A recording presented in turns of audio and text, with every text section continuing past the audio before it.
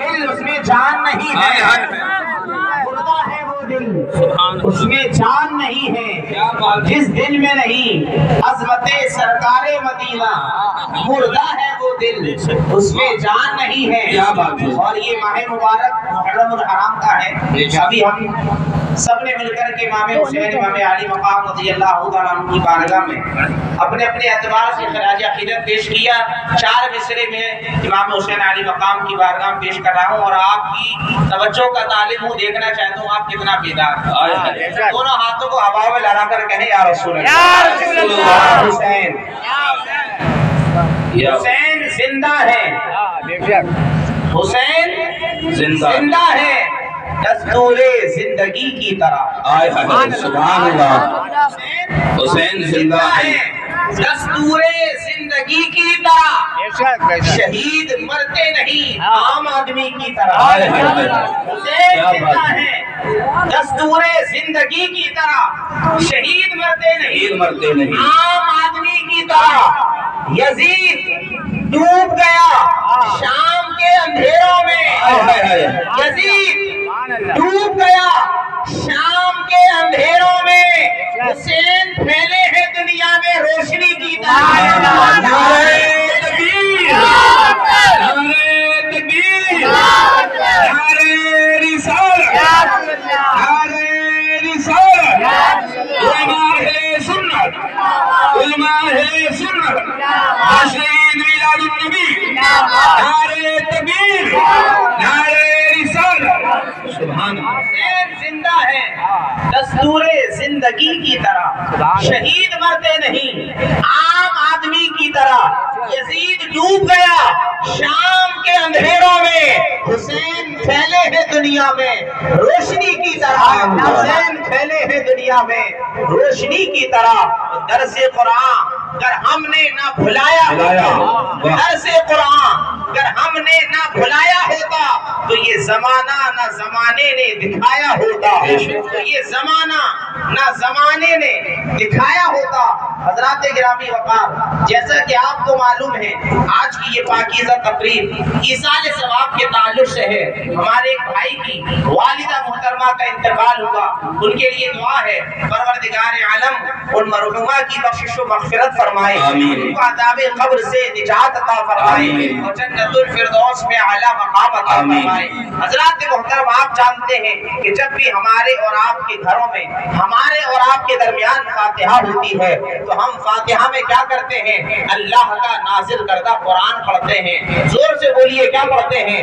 قرآن پڑھتے ہیں۔ یعنی تیجا کی محفل ہے تو ہمارے گھر میں قرآن پڑھا جاتا ہے، 10واں اور 20واں کی محفل ہے تو ہمارے گھر میں قرآن پڑھا جاتا ہے، 40ویں کی محفل ہے تو ہمارے گھر میں قرآن پڑھا جاتا ہے، اور ہم حافظ صاحب کو فون لگاتے ہیں، امام صاحب کو فون کرتے ہیں، مولانا صاحب کو فون کرتے ہیں، حضرت کچھ قرآن پڑھے ہوئے ہیں تو دے دیجئے، کچھ پارے پڑھے ہو تو دے دیجئے، میں آپ کی توجہ کا طالب ہوں، میں آپ کی توجہ چاہتا ہوں۔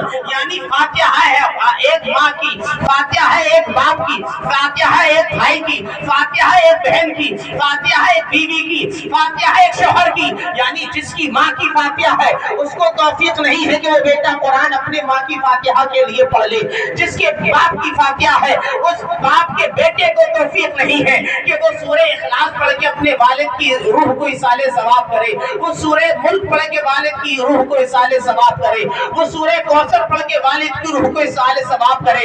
یعنی آج ہمارا حال یہ ہے کہ آج ہمارے گھروں میں اگر فاتحہ ہو رہی ہے تو ہم چاروں طرف فون گھما رہے ہیں اور اپنے ماں باپ کے لیے قرآن اکٹھا کر رہے ہیں، قرآن جمع کر رہے ہیں۔ حافظ صاحب 10 قرآن آپ دے دو، مولانا صاحب 20 قرآن آپ دے دو۔ اگر آپ امام صاحب نے آپ کو 10-20 قرآن پڑھ کر کے نہ دیے تو ہو سکتا ہے ان کی امامت خطرے میں چلی جائے کہ آپ نے میرے والد کے لیے 10 قرآن کیوں نہ پڑھوائے، 20 قرآن کیوں نہ پڑھوائے۔ میں پوچھنا چاہتا ہوں اس بیٹے سے کہ اس باپ کی دولت سے فائدہ تو حاصل کر رہا ہے یا امام صاحب حاصل کر رہے ہیں؟ باپ کی چھوڑی ہوئی جائیداد تو استعمال کر رہا ہے یا امام صاحب کو تو نے عطا کر دی ہے؟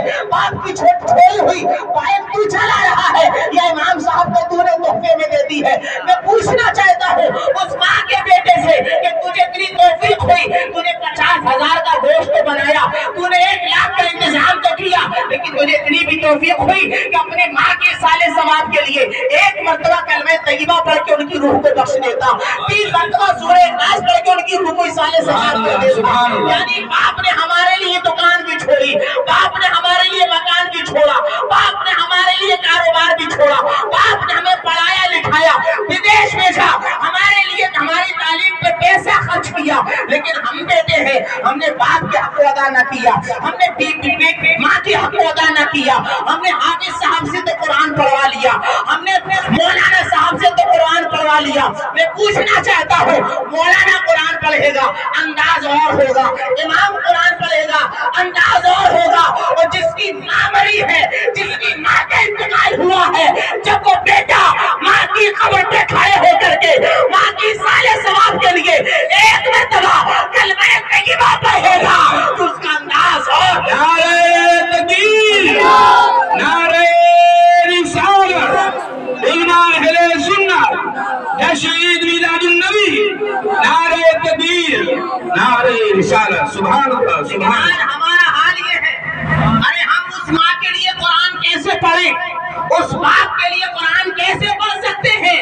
ارے ہم تو وہ ہیں, محرم آجا ہے تو ہم بجانے تیار ہیں, تعزیہ نکالنے کے لیے تیار ہیں, مہندی اور ہلدی اٹھانے کے لیے تیار ہیں, ہماری ماں بہن بیٹیاں بے پردہ چوراہوں پر جانے کے لیے تیار ہیں, لیکن جس حسین نے ہم تک دین پہنچایا ہے, جس حسین نے ہم تک اسلام پہنچایا ہے, جس حسین نے نیزے پہ چڑھ کے قرآن سنایا ہے, ہم اس حسین کے لیے قرآن پڑھنے کے لیے. سبحان اللہ, سبحان اللہ.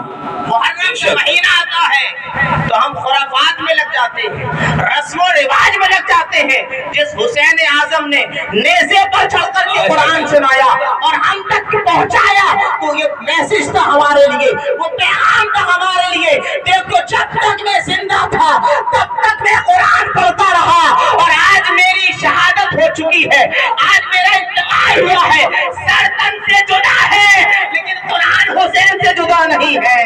سبحان اللہ, سبحان اللہ, سبحان اللہ. قرآن حسین سے جدا نہیں, اس لیے کہ مصطفیٰ نے فرمایا تھا میں تمہارے درمیان 2 چیزیں چھوڑ کر جا رہا ہوں. اتنی زور سے بولیے, 2 چیزیں چھوڑ کر جا رہا ہوں, ایک میری اہل بیت اور ایک قرآن. ہم نے اہل بیت کا دامن تو تھاما, ہم نے اہل بیت سے تو محبت کی, لیکن قرآن کے دامن کو چھوڑ دیا, قرآن کی تلاوت کو چھوڑ دیا, قرآن کو پڑھنا چھوڑ دیا. اور ایک شاعر نے کہا تھا کیا جب اور فصلی پر اور ونحر پر. ایک شاعر نے کیا کہا, آپ پڑھتے نا انا اعطینا کل کوثر فصلی لربک ونحر.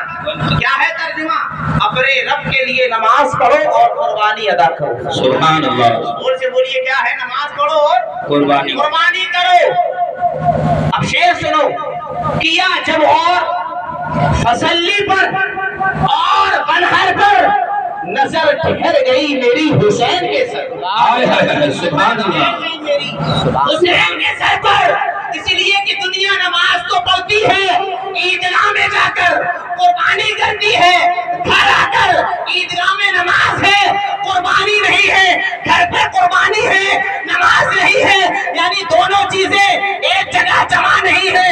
عیدگاہ میں نماز ہے تو قربانی نہیں, گھر پہ قربانی ہے تو نماز نہیں. لیکن آؤ میدان کربلا میں آؤ, حسین قربانی بھی ادا کر رہے ہیں اور قربانی کی حالت میں سجدہ بھی ادا کر رہے ہیں. نعرہ رسالت, جشن شہید اعظم. سبحان اللہ, سبحان اللہ. حسین نماز بھی ادا کر رہے ہیں اور قربانی بھی ادا کر رہے ہیں. ارے ہم تو جانور کی قربانی پیش کرتے ہیں, بکری کی قربانی پیش کرتے ہیں.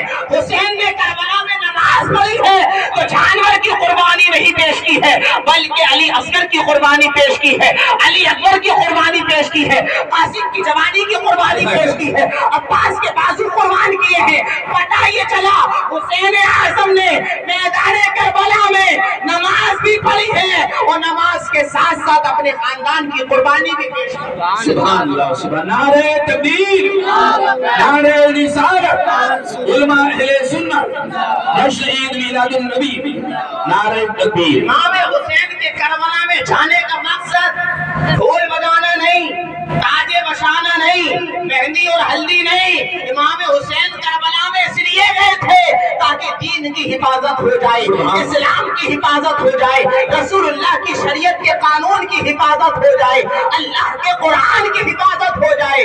اس لیے شہید ہو رہے ہیں تو سجدہ کر رہے ہیں اور پیغام دے رہے ہیں نانا جان کی امتیوں کو، دیکھو شہید ہو رہا ہوں تو سجدہ کر رہا ہوں، اس لیے تمہیں بھی سجدہ کرنا ہے۔ نیزے پر ہوں تو قرآن پڑھ رہا ہوں، اس لیے تمہیں بھی قرآن پڑھنا ہے۔ لیکن ہم امام حسین کی محبت میں سب کچھ کرنے کے لیے تیار ہیں، مولانا سے لڑنے کے لیے تیار، یہاں تک کہ مولانا صاحب نے روکنا چاہا تو مولانا کو پیٹنے اور مارنے کے لیے تو تیار ہیں، لیکن گھر میں قرآن رکھا ہے اس کو کھولنے کے لیے تیار ہیں۔ سوشل میڈیا ہے نا، سوشل میڈیا تو بہت ساری ویڈیو آپ نے دیکھ لی ہوں گی جن مولانا نے منع کیا جن خرافات سے بچ جاؤ، تم اٹھا کر کمرے بند کر کے توڑ دیا، منع کرتے ہو، ہمیں ان چیزوں سے روکتے ہو۔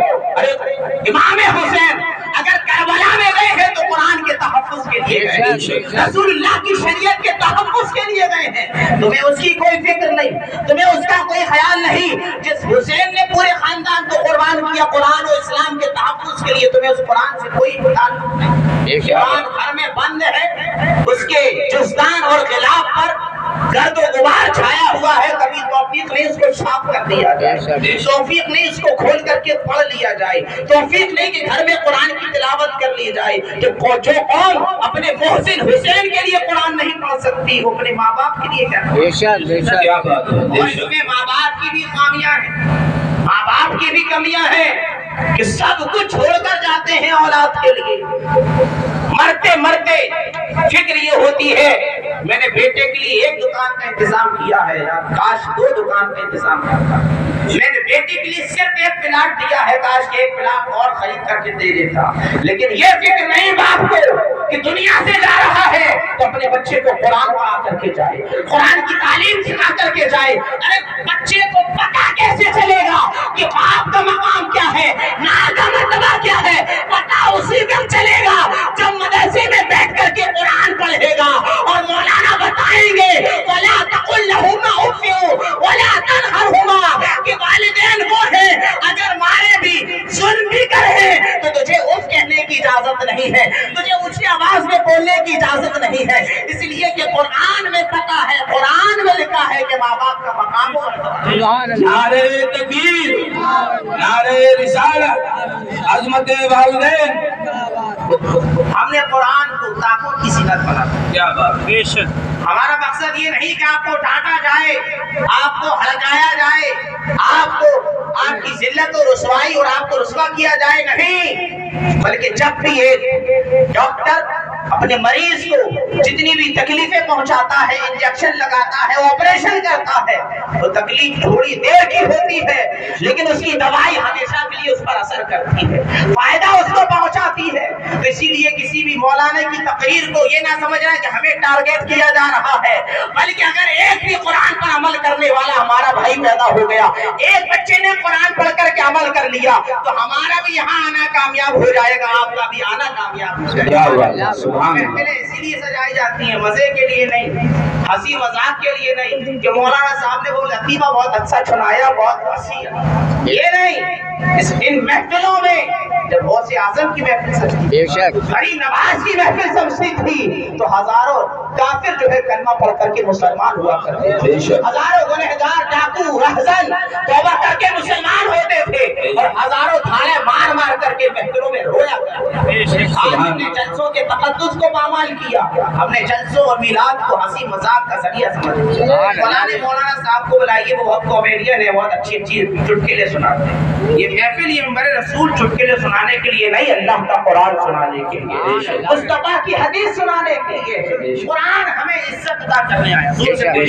قرآن عزت مصطفیٰ ارشاد فرماتے ہیں اللہ تبارک و تعالیٰ نے اس قرآن کے ذریعے لوگوں کو عزت عطا فرماتا ہے. جو قرآن پڑھتا ہے اللہ اس کو عزت عطا فرماتا ہے. آؤ ایک چھوٹا سا واقعہ میں آپ کو سناؤں تاکہ آپ کو احساس ہو کہ جب بندہ قرآن کو سینے سے لگاتا ہے، قرآن کو اپناتا ہے، قرآن کی تلاوت کرتا ہے، تو اللہ تبارک و تعالیٰ اس کو مقام کتنا اونچا عطا کرتا ہے، مرتبہ کتنا اونچا عطا فرماتا ہے. مکہ مکرمہ کی سرزمین ہے اور آقا دو جہاں صلی اللہ علیہ وآلہ وسلم نے ابھی اعلان نبوت نہیں فرمایا ہے. مکہ مکرمہ کی سرزمین پر ایک یہودی ہے جس کا نام سلام بن جبیر ہے. اس یہودی جو ہے مکہ مکرمہ میں ملک شام جا کر وہاں سے اپنا سامان تجارت خریدتا ہے اور سامان تجارت خرید کر کے مکہ مکرمہ میں لا کر کے بیچا کرتا ہے. وہ مکہ مکرمہ کا یہودی سلام بن جبیر ملک شام پہنچتا ہے، سامان تجارت خریدا. جب دیکھا کہ سامان تجارت اتنا زیادہ ہے، اکیلے اٹھانے کی طاقت نہیں رکھتا ہے، تو بازار پہنچا اور بازار پہنچ کر کے غلام کو خریدا. دبلا پتلا لاغر کمزور سا غلام ہے، دیکھنے میں بھی خوبصورت نہیں ہے، کالے کلر کا غلام، دبلا پتلا لاغر سا غلام ہے. تقریباً 12 سال کی اس غلام کی عمر ہے. اس غلام کو ملک شام کے بازار سے یہودی نے خریدا اور خریدنے کے بعد اپنے سامان کے ساتھ اس کو مکہ مکرمہ میں لے کر آیا. یعنی اس سے اپنا سامان اٹھوایا اور اٹھوانے کے بعد مکہ مکرمہ پہنچتا ہے. جیسے ہی مکہ مکرمہ پہنچا اب اس یہودی سوچتا ہے یہ غلام میرے کسی کام کا نہیں ہے، دیکھنے میں بھی اچھا نہیں ہے اور قد و قامت میں اچھا نہیں ہے، دبلا لاغر کمزور ہے، طاقتور بھی نہیں ہے، اس کو کوئی خریدے گا نہیں. اس لیے اس نے سوچا اس کو گھر لے جانا بہتر نہیں ہے، آج ہی جتنے کا بک جائے اتنا بیچ دیا جائے، اس لیے کہ اس غلام سے کوئی فائدہ نہیں ہے. اب مکہ مکرمہ کی سرزمین پر چل چلا کی دھوپ میں وہ غلام کھڑا ہوا ہے. اب وہ سلام بن جبیر یہودی اس غلام کی قیمت لگا رہا ہے لیکن اس غلام کو خریدنے کے لیے کوئی تیار نہیں ہے. اس لیے کہ خوبصورت ہو تو کوئی خرید لے، طاقتور ہو تو خرید لے، قوت والا ہو تو کوئی خرید لے، کوئی خوبی اس کے اندر ہو تو کوئی خریدنے کے لیے تیار ہو جائے. اس لیے کہ انسان اس چیز کو خریدتا ہے جس کے اندر خوبی ہوا کرتی ہے، کوئی ہنر ہوا کرتا ہے، خوبصورتی ہوا کرتی ہے، اچھی کوالٹی والی چیز ہوا کرتی ہے. سارے لوگ غلام کو دیکھ رہے ہیں اور خریدنے سے انکار کر کے چلے جا رہے ہیں. 3 دن گزر گئے اس کو مکہ مکرمہ کی سرزمین پر دھوپ میں کھڑے ہوئے لیکن اس غلام کو خریدنے کے لیے کوئی تیار نہیں. بھوکا پیاسا غلام کھڑا ہے مکہ مکرمہ کی سرزمین پر، اب اسے کوئی خریدنے کے لیے تیار نہیں. ایک عورت آتی ہے جس کا نام تسفیدہ ہے. وہ عورت آنے کے بعد اس غلام کو دیکھتی ہے تو اس غلام پر رحم آ جاتا ہے، اس پر ترس آتا ہے اور وہ عورت جو اس غلام کو خریدنے کے لیے تیار ہو جاتی ہے اس غلام کو خرید لیتی ہے. لوگوں کو پتہ چلتا ہے کہ تسفیدہ نے اس غلام کو خرید لیا ہے تو لوگ اس کے اوپر ہنستے ہیں، اس کی ہنسی بناتے ہیں کہ اس نے ایسا غلام خریدا جو کسی کام کا نہیں ہے. وہ عورت کہتی ہے میں نے اس کو فائدے کے لیے نہیں خریدا ہے بلکہ میں نے اس غلام کو اس لیے خریدا ہے. 3 دن ہو گئے اس کو دھوپ میں کھڑے ہوئے، کوئی اس کو پانی پلانے کے لیے تیار نہیں، کوئی اس کو کھانا کھلانے کے لیے تیار نہیں. میں نے اس کو فائدے کے لیے نہیں بلکہ میں نے اس پر رحم کرتے ہوئے اس کو خریدا ہے. اس پر مجھے ترس آ گیا اس لیے میں نے اس کو خرید لیا ہے. اب مکہ مکرمہ کی سرزمین پہ اس عورت